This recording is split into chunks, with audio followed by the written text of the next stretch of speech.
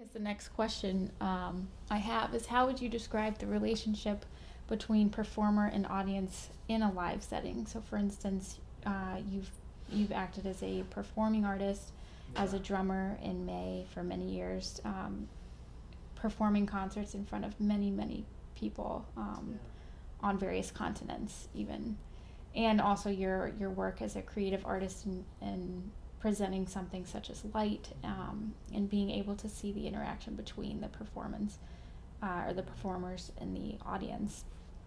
So how would you describe that relationship between the performer and the audience? I would say that the relationship between the performer and the audience, in my own case, has certainly it's evolved, but the goal underneath of it is the same.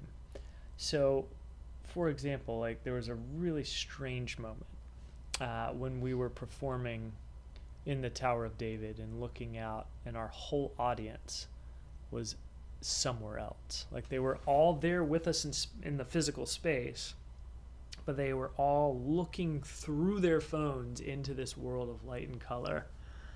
And normally in that moment, because I'm on stage playing, right, but I'm looking out, and instead of having thousands of eyes looking back, like we're seeing hundreds of people, but like in their own experience, and so it was like reverse voyeurism. Like normally I feel like the as performer, you're used to all of the eyes being on you.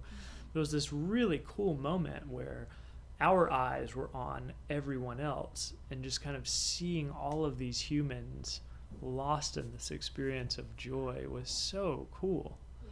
And there's a huge difference between being the thing being observed, right, to taking the role of almost like director of this experience that an audience of one is having, right? So I think part of the evolution is just the nature of attention, and how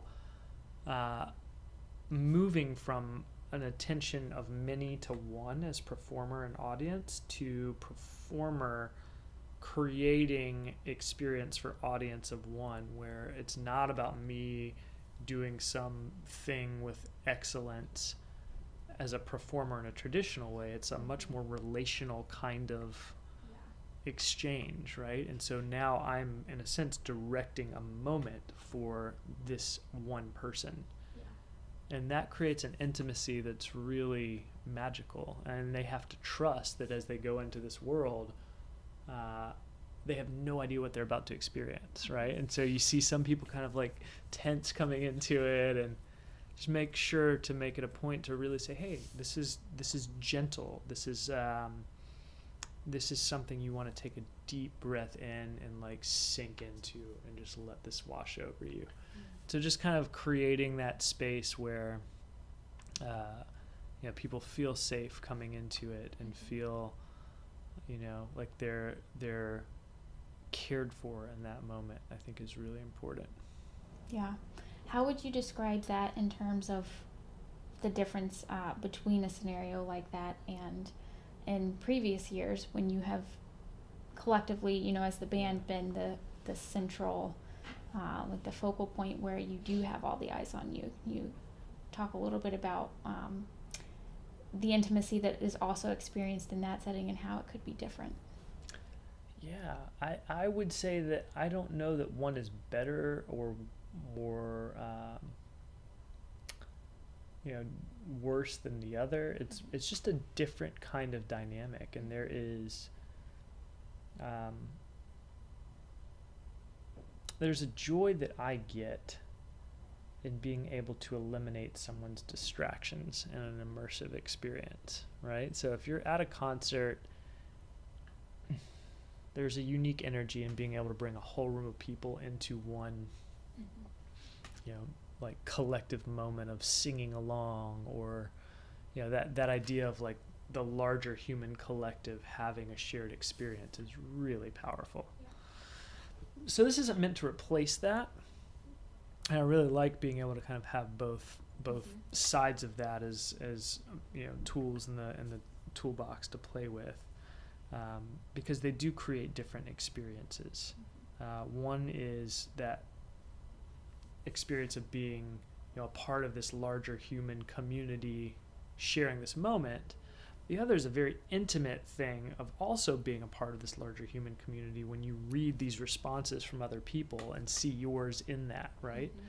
So it's a way of kind of delaying the way that that sense of connection is revealed to someone. And I would just say that right now, there's such a demand on our attention, like coming from every possible direction. And so even sometimes like in a concert setting or a time where you might be wanting to focus on somebody, you're still thinking about other things, you're still kind of distracted. What I've found to be very sacred about this particular experience is that because it's new and because all of your faculties are engaged, you don't really kind of know what to expect, that people are wide open on focusing in the present of what's happening. And that idea of being centered in the present and kind of experiencing how your senses play, you know, with each other is really, really unique and really fun. Yeah.